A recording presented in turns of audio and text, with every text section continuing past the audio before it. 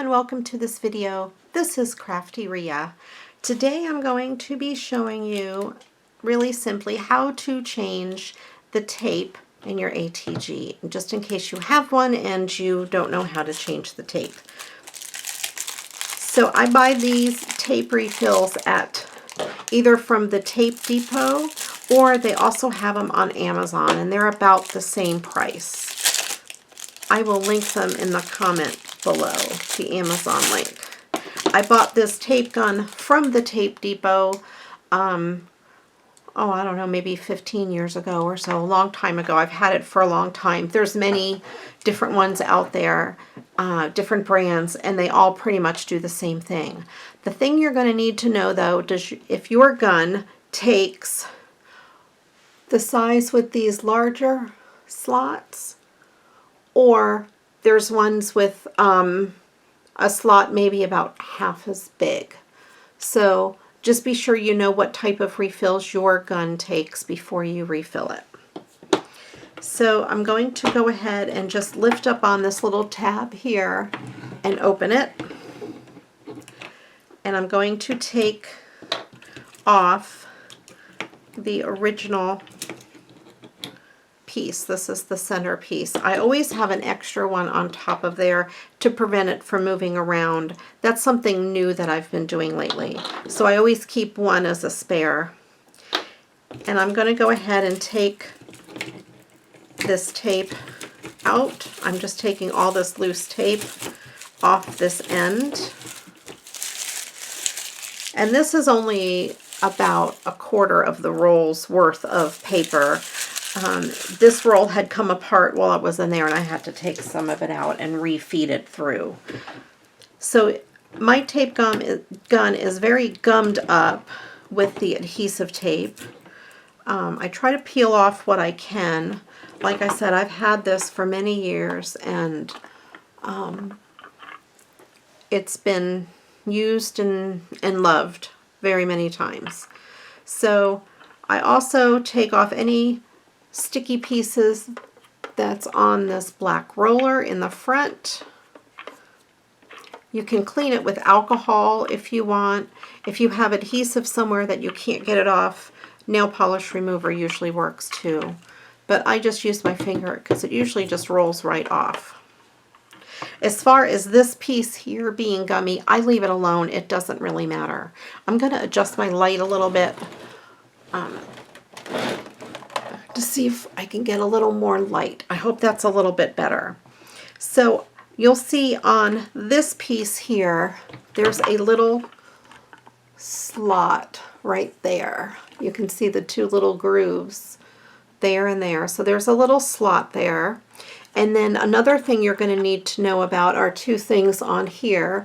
This has a little, I don't know what you'd call it, a little piece there that locks it down in place. And it also has, I'm trying to get the best angle, this here piece that sticks up that fits perfectly into one of those holes. That's why you need to know what size your gun takes. This one happens to take the one with the larger holes. I think the one with the smaller holes, you can also use the tape with the larger holes. And I'll kind of show you with this blank one here. You're going to put it in, and that little lever is going to catch. And then that little piece is going to end up fitting right into that hole. And then this little lever here keeps it from coming out. You just push it in and you can take it out.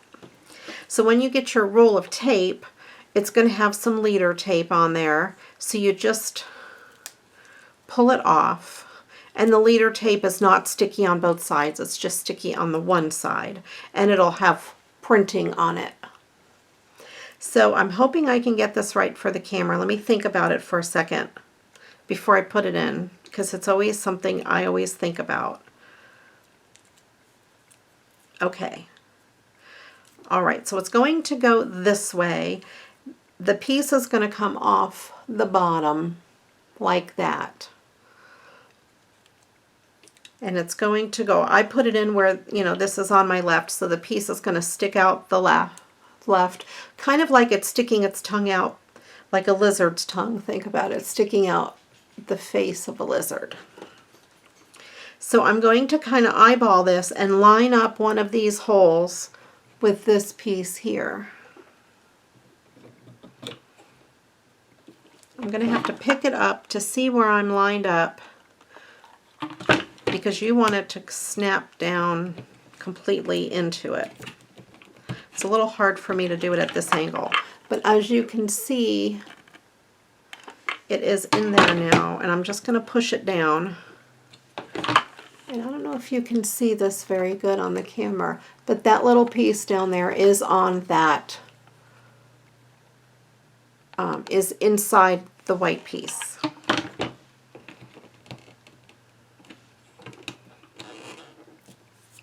Okay, then you're going to take your, now when you have your gun just resting here, you can pull on this as much as you want and it's not going to move.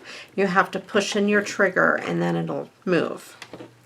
So you're going to take your tape and bring it up and around the top of, over this mountain, and then around that and up.